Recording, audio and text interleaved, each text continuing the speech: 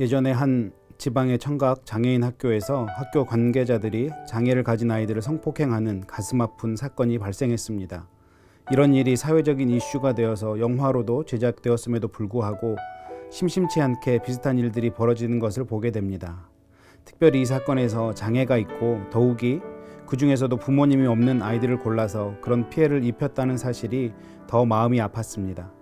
그러면서 생각되었던 것이 보호자의 역할이 이렇게 중요하구나 생각했습니다. 나 자신은 연약해서 누가 해코지를 한다고 해도 저항조차 할 수 없는 초라한 존재이지만 내 뒤에 보호자가 있다면 아무도 함부로 건드릴 수 없는 것이 인생이구나 생각하게 되었습니다. 우리가 살아가는 인생길이 얼마나 험하고 힘듭니까? 이렇게 우리의 인생이 힘든 이유는 인생길이 모두가 처음 가는 길이기 때문입니다.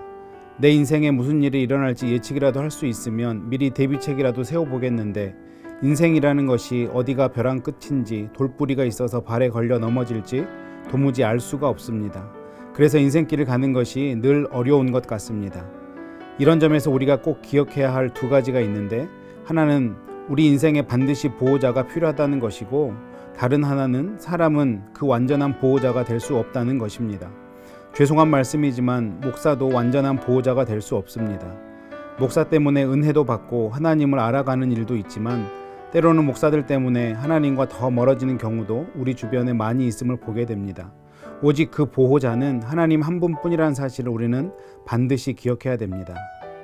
누가복음 5장 1절부터 11절까지의 말씀을 보면 갈릴리 바다라고도 불리우는 게네사렛 호숫가에서 예수님께서 베드로를 부르시는 장면이 나옵니다.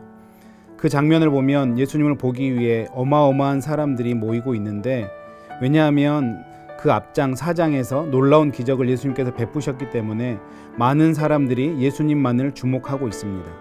그런데 예수님은 사람들이 어마어마하게 모여드는데도 불구하고 모든 사람들이 예수님께만 집중하고 있음에도 불구하고 지금 예수님의 시선은 실패한 인생 베드로를 주목하고 있음을 보게 됩니다. 밤이 새도록 수고했지만 물고기를 잡지 못했던 실패하고 낙담한 인생을 주님은 찾아가 주시고 만나 주시고 그의 보호자가 되어 주셔서 그를 사용하신 것입니다. 이 본문 속에서 우리는 주님을 만난 베드로의 변화를 볼 수 있습니다. 우리가 주님을 보호자로 모시고 살아가면 생기는 변화들을 우리는 이 말씀을 통해서 볼 수 있는 것입니다. 우리가 하나님을 우리의 보호자로 모시고 살아간다면 첫 번째는 두려워하는 대상이 달라집니다. 실패에 대한 두려움, 현실에 대한 두려움이 창조주 되시는 하나님을 향한 두려움으로 바뀌게 됩니다.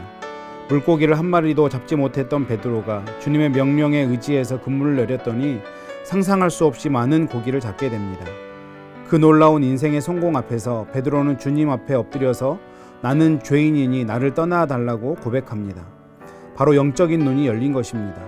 육신의 눈으로는 어떻게 해야겠습니까? 바로 예수님을 보고 나랑 동업합시다. 당신은 보는 눈이 있고 나는 고기를 잡는 실력이 있으니 동업하면 우리가 대박 날 것입니다. 이렇게 얘기해야 되는데 베드로는 그런 얘기를 하지 않고 내가 죄인인 것을 보게 되었던 것입니다. 우리가 하나님을 두려워하게 되면 세상을 두려워하지 않게 됩니다. 하나님을 두려워하게 되면 세상에서 겪는 실수와 실패, 나를 해하려고 덤벼드는 원수들을 두려워하지 않는 담력이 생기는 것입니다. 그렇기 때문에 우리는 세상을 두려워하느냐, 하나님을 두려워하느냐, 이 둘 중에 하나를 반드시 선택해야 됩니다. 지금 우리 눈앞에 보이는 것이 세상입니까? 아니면 하나님입니까? 주님을 보호자로 모시고 살아간다면 당연히 우리는 보호자 되시는 주님을 경외하는 인생으로 살아가야 할 것입니다. 두 번째로 하나님을 우리의 보호자로 모시고 살아간다면 하나님에 대한 호칭이 달라지게 됩니다. 오늘 본문 말씀 5절에서 베드로가 예수님을 처음 만났을 때 선생님이라고 얘기하는 것을 볼 수 있는데, 예수님께서 주신 은혜를 경험하고 8절에서는 그 호칭이 주님으로 바뀌게 되었습니다. 선생님은 수많은 사람들이 부르는 호칭이었습니다. 그런데 주님은 그 수많은 사람들 가운데서 개인적 친밀함을 경험한 사람들이 부르는 호칭입니다. 결국 호칭의 변화는 친밀감의 문제입니다. 창세기 1장의 창조 사역을 보면 한글 성경은 다 하나님으로 번역되어 있지만 히브리 성경에서는 다른 단어로 표현이 됩니다. 창세기 1장에서 하나님은 엘로힘이라는 단어를 사용하는데 이 단어는 하나님의 능력을 강조할 때 사용하는 하나님의 이름입니다. 그런데 창세기 2장에서는 하나님의 호칭이 엘로힘에서 여호와로 바뀝니다. 특별히 창세기 2장은 보편적인 창조 기사 중에서도 인간 창조 부분을 클로즈업하여 강조한 부분입니다. 보편적인 창조를 사용할 때는 엘로힘을 사용하고 인간 창조를 다룬 부분에서는 여호와를 사용하신 이유는 바로 여호와라는 호칭이 하나님과 그 백성과의 관계성을 강조하는 호칭이기 때문입니다. 따라서 우리 인생을 두 가지로 분류해 볼 수 있습니다. 하나님을 엘로힘으로 모시고 사는 사람과 하나님을 나와 관계가 있는 여호와, 바로 나의 하나님으로 모시고 사는 사람입니다. 하나님이 그저 엘로힘인 사람은 하나님이 그저 멀리 있는 존재에 불과합니다. 이런 분들이 주로 이사 날짜, 결혼식 날짜도 못 정하면서 길이를 찾아다니는 사람의 부류들일 것입니다. 그런데 하나님과 친밀한 관계를 맺은 사람은 하나님이 두려움의 대상이 아니라 나와 가까운 관계를 갖는 나의 하나님으로 모시고 사는 사람입니다. 여러분에게 예수님은 어떤 분이십니까? 선생님이십니까? 주님이십니까?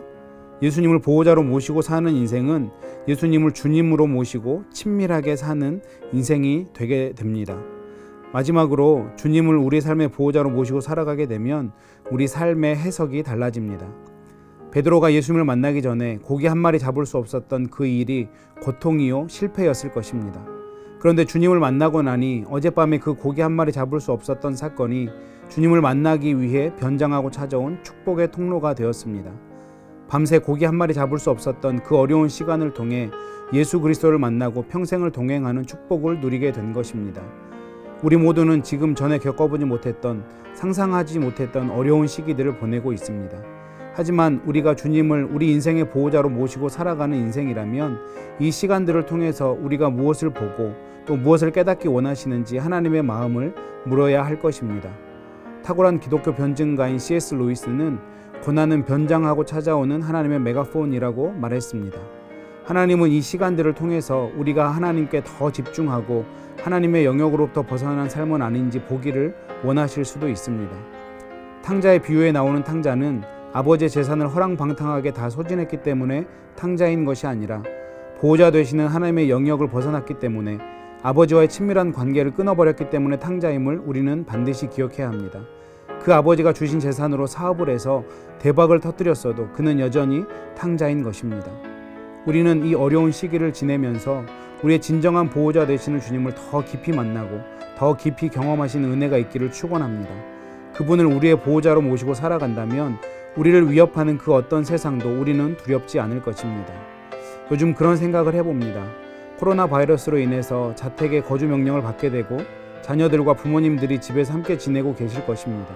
지금 아주 어린 자녀들은 코로나 바이러스가 뭔지도 모르고 그냥 부모님과 함께 지내는 것이 그저 행복할 것입니다. 왜 그럴까요? 그 이유는 그 어린 자녀들에게 부모님이 좋은 보호자가 되어주시기 때문입니다. 우리도 마찬가지입니다. 참 두렵고 어려운 시절을 지내고 있지만 우리가 이 시절을 잘 보낼 수 있는 가장 좋은 방법은 주님을 우리의 진정한 보호자로 삼고 의지하는 것입니다. 그분과 더 친밀하게 지내는 것입니다. 분명히 이 시절도 끝이 있을 것입니다. 그 끝에 서서 주님 때문에 이 시간들 두려움 없이 잘 건너왔다고 고백하시는 저와 여러분 되시기를 주님의 이름으로 기도합니다.